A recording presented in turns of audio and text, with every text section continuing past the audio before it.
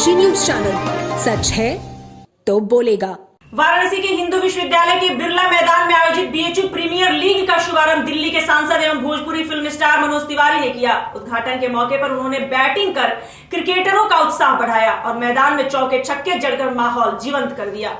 उद्घाटन के बाद मीडिया से बातचीत में मनोज तिवारी ने कहा कि बिहार चुनाव 2025 के परिणामों ने देश भर में महत्वपूर्ण राजनीतिक संदेश दिया है। उन्होंने कहा कि एनडीए की भारी बहुमत से जीत ने यह साफ कर दिया है कि अब जनता जातिगत राजनीति से ऊपर उठकर विकास, वेलफेयर योजनाओं और काम के आधार पर वोट कर रही है। उन्होंने कहा, हम जाति की राजनीति में फंसे थे, लेकिन जनता ने रास्ता बदल दिया है। यह बिहार और पूर्वांचल के उज्जवल भविष्य का संकेत है।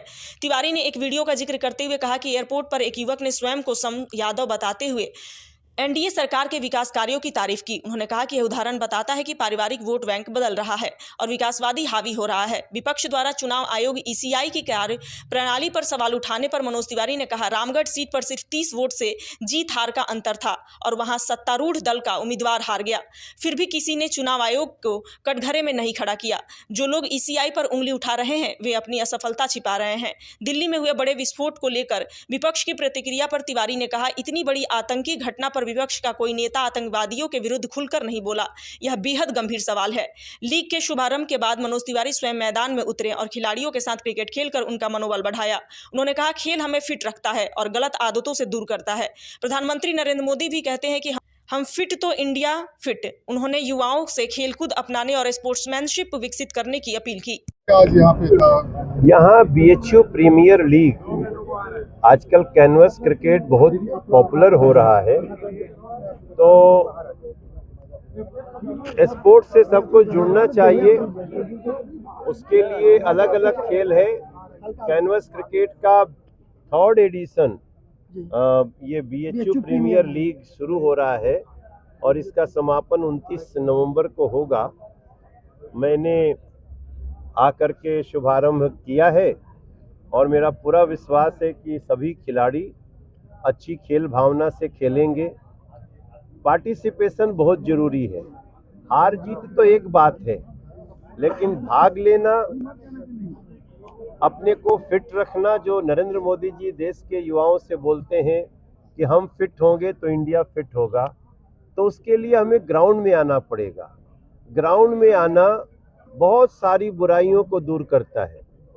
हम अगर ग्राउंड में नहीं होते हैं तो हम नशे के गिरफ्त में आ जाते हैं, आ सकते हैं।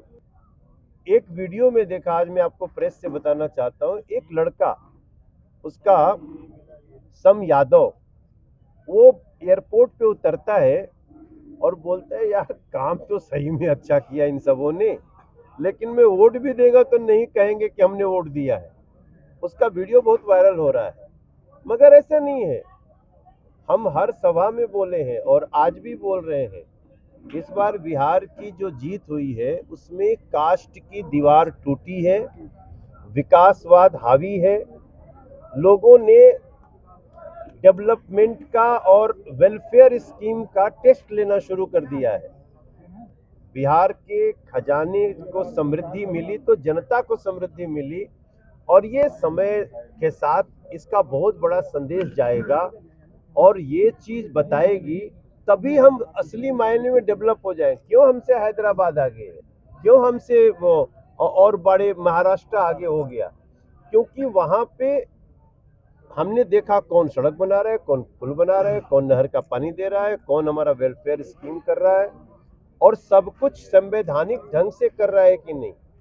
तो मैं आज बीएचयू के इस उद्घाटन अवसर पे आपने पूछ दिया, मेरा मानना है ये एक नए राजनीतिक संस्कृति की शुरुआत बिहार में हुई है और उसके लिए मैं प्रत्येक नागरिक को धन्यवाद करना चाहता हूं।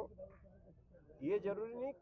पूर्वांचल की खबरों से जुड़े रहने के लिए आज ही सब्सक्राइब करें हमारा YouTube चैनल डनकाशी, और हाँ, लेटेस्ट अपडेट्स के लिए बेल आइकन को प्रेस करना ना भूलें। और आपके पास है कोई जानकारी या है कोई सूचना तो हमारे दिए गए नंबर पर आप हमसे संपर्क कर सकते हैं।